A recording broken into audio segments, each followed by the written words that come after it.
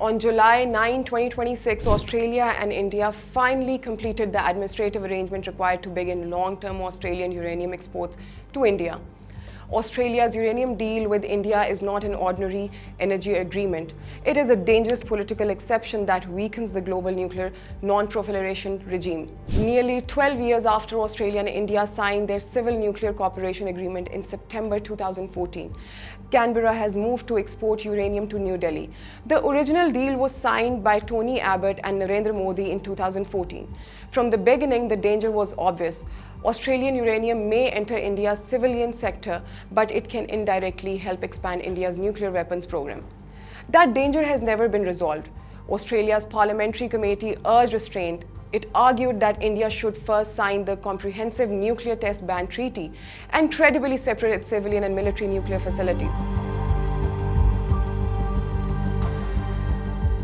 Australian analysis also opposed uranium sales without strict preconditions. India offered no meaningful concessions, yet Canberra proceeded anyway. India's domestic nuclear record makes this decision even more reckless. Nuclear energy remains deeply unpopular in many affected Indian communities. Thousands have protested against expanding nuclear projects. Local residents have challenged weak safety measures, secrecy, and inadequate safeguards. Reports of radiation exposure and hospital radiation death traps have damaged public confidence.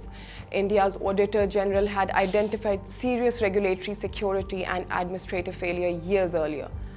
There have also been disturbing reports of Indian nuclear scientists dying under mysterious circumstances. The conclusion is unavoidable. India's nuclear establishment is too opaque, insecure, and disorderly to deserve blind international trust. Australia knows that uranium is not an ordinary commodity. It holds the world's largest known uranium reserves, yet originally banned uranium sales to India because India is not a member of Nuclear Non-Proliferation Treaty, NPT. That policy had logic. This new policy does not. Uranium is inherently dual use. It can produce electricity, but it can also support nuclear weapons production.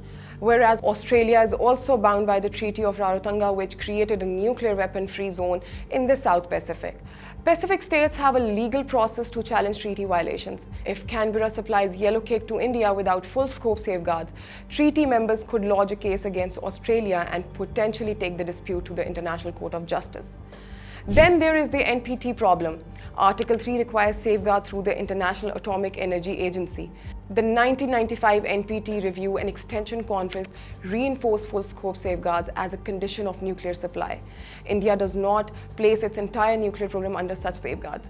Selected civilian facilities may be inspected, but military facilities remain outside the system.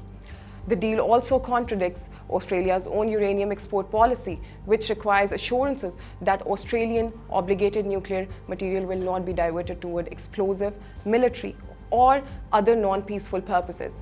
But simply tracking Australian uranium does not close the real loophole. Imported uranium can fuel India's safeguarded civilian reactors while freeing India's domestic uranium for unsafeguarded military facilities.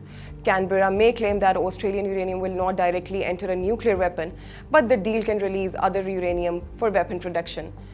Proponents of the deal, however, defend the agreement by citing India's supposedly absolutely impeccable non-proliferation record. That claim is historically indefensible. India used plutonium from the Canadian-supplied Cyrus reactor provided for peaceful purposes for its 1974 nuclear test. India diverted civilian nuclear assistance towards a nuclear weapon. Reports have also linked Indian entities to technology transfers that helped Iran, Iraq, and Libya develop weapons of mass destruction and long-range missile capabilities. IHS Janes also reported expanding covert uranium facilities in India capable of supporting greater nuclear weapons production. India's search for foreign uranium is therefore not merely about electricity. Foreign uranium allows India to conserve its domestic reserves for a nuclear arms race with Pakistan and China, two countries with which India has fought 5 wars since 1947. In this context, former Australian Safeguards Chief John Carlton warned that Australian uranium could contribute to the production of unsafeguarded plutonium that ultimately enters India's nuclear weapons program. That warning in 2015 should have stopped this deal.